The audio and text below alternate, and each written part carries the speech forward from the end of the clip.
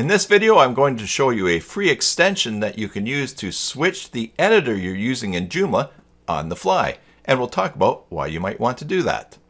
Brought to you by mysites.guru. Do you have a Joomla site? Of course you do. Head on over to mysites.guru and get a free site audit for it.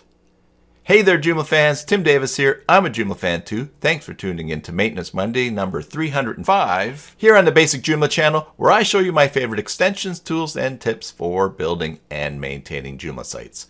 I also work on Joomla sites, build them, maintain them, migrate them. If you're looking to hire someone short-term or long-term, or just to get you out of a spot, send me an email, tim@cybersalt.com, and let's talk.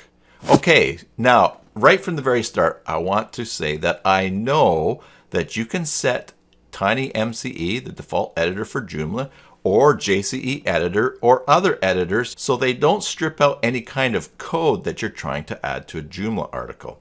I understand that, but if you don't have time to track down those settings, or maybe you're working on a client site and you don't want to make too many changes to their settings, or you hardly ever add code anyway, so why bother? This is a great extension to help you do that. So let's turn our attention to the screen and check it out. All right, so here we are in the Joomla extensions directory. The extension is called Switch Editor 2, and it is put out by Conceal Goose. I hope that I am pronouncing that properly. And so what we're going to do is go down to Download, and we're going to save this to the computer here. I've already saved it in practicing, so we'll replace it. And we're all ready to install that. But first, I've gone to ChatGPT and I asked ChatGPT for a code for an analog clock that I could add to an HTML page. And it's given me this code here. So I'm going to copy that code as well. All right, now let's go to the dashboard for this Joomla 5 site. This extension, by the way, is for Joomla 4 or Joomla 5, and we're going to install it. We will go to System, Install Extensions. We're going to upload the package file, and here we are. I've got it downloaded to my browser. I'm going to drag that down, and it is installed. Now, first thing I want you to see, something unique about this install for you to pay attention to, is if we go to System, Manage Extensions, you will see here a site module has been installed and an administrator module has been installed. That's because this switcher will work when you're editing your site in the front end or the back end. So we're going to check out the back end first because there's something different we have to do for the front end. All right, so you'll see up here in the top right corner, already we have the switcher showing up. Editor TinyMCE. That's the editor that we have. We have the option to go to Code Mirror, which is another default editor in Joomla, and there's also Editor None. Let's check out the settings for this administrator module. To find that, we're going to go to System, and we will scroll down to Administrator Modules. And I'm already sorting with the highest ID at the top, so the most recent installed is here, Switch Editor. You could always just search for Switch up here. We're going to go in, and we'll see that we have two things that we can change here. The first thing that we can change is to a compact view. So watch the difference that looks up at the top here. When we go compact view yes and save, it just ends up with a slightly smaller button. The other option is auto switch. Now the difference between auto switch being on or off is this. When you're working on an article and you're putting content in, if you don't auto switch to another one, if you change the drop down to select a different editor and then refresh your page, you'll lose all the changes that you have in that particular place where you're editing. However, if you have auto switch on and you select the drop down, your page will be saved and then reopened, and you'll have a different editor to use.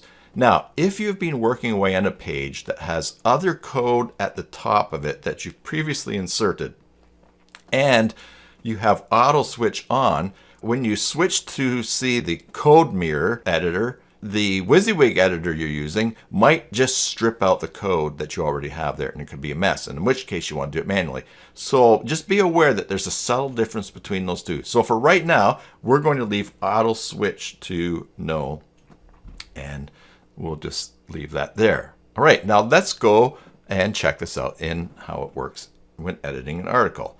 I've made this article here, test editor switcher. You'll see that it's empty, and here's tiny MCE. Now I've already copied that code from ChatGPT. So if I paste that code here in the editor and go save, and then we go up here to preview it, there's not going to be any clock because that's not where code goes. It doesn't go in the WYSIWYG part of the editor. It has to go in the code view. So we go back and let's just delete that out. Okay. And in fact, I'm going to just save that just so this article saves as empty. I'll make it clearer later on when we're looking at different examples.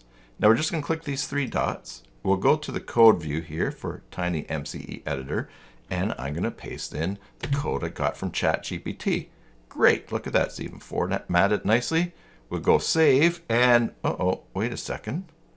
Where is it gone? It's just empty. Well, if we look at the code view again, all we have are some divs, and that's why we would want to switch to another editor that's not going to strip out the code without us going through all the changes for doing that in Tiny MCE or another one.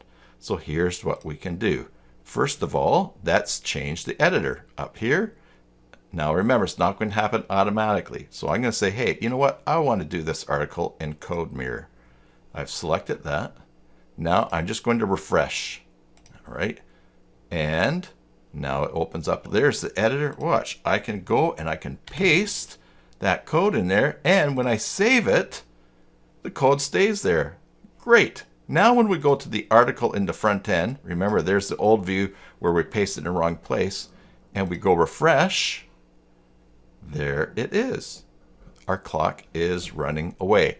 Now, we want to put some text at the beginning of that. At this point, it all depends on what you know to do for typing actual code in here.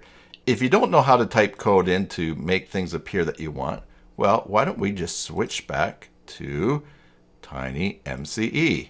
We're going to refresh, and as we do that, we see, look at that.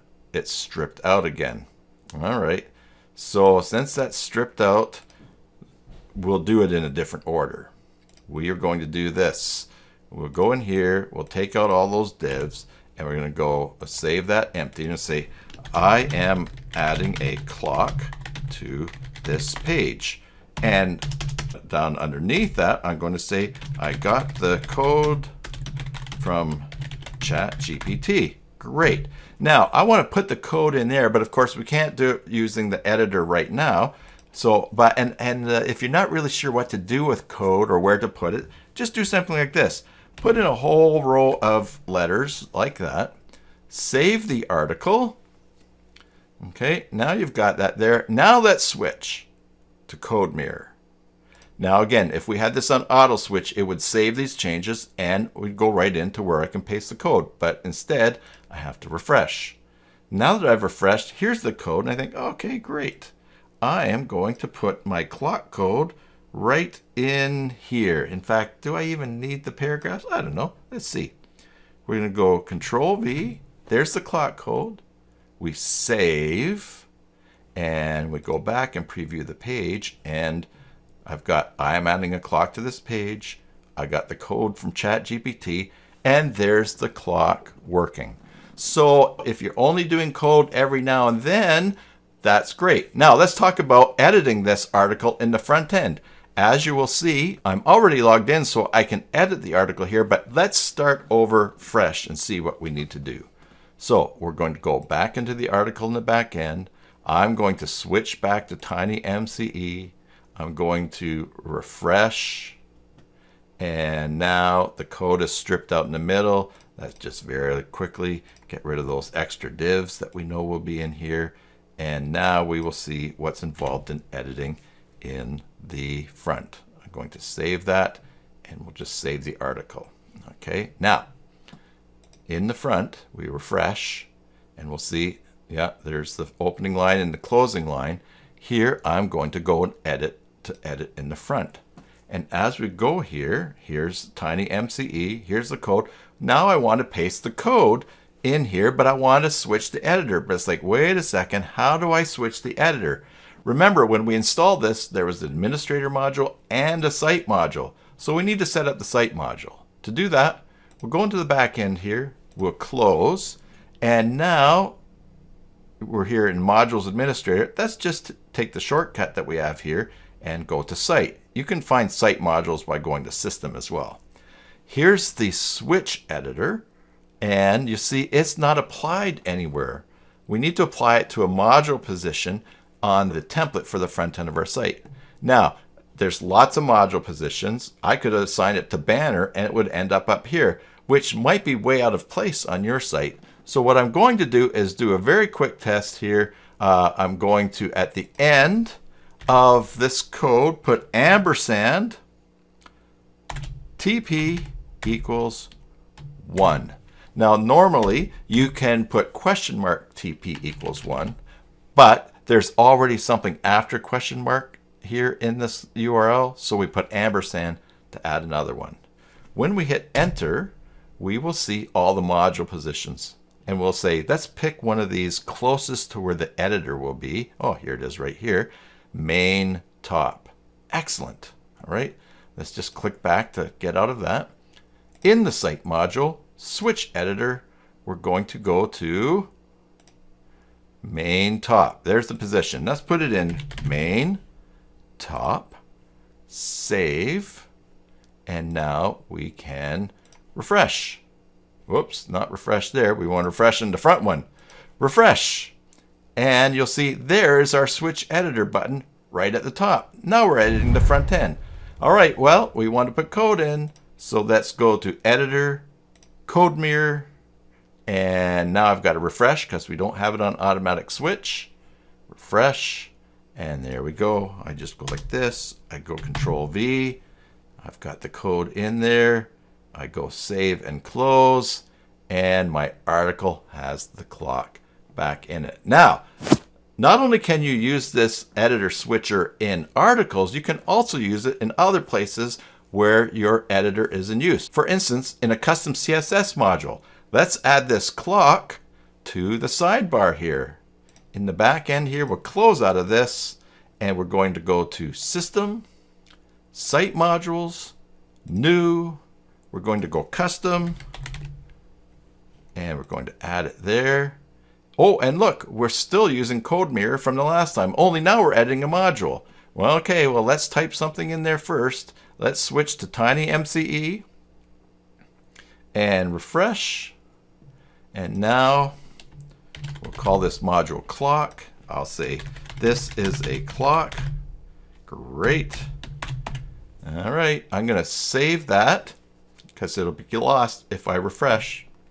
If I have it on auto switch, it'll save it. Let's go to Code Mirror. Let's refresh.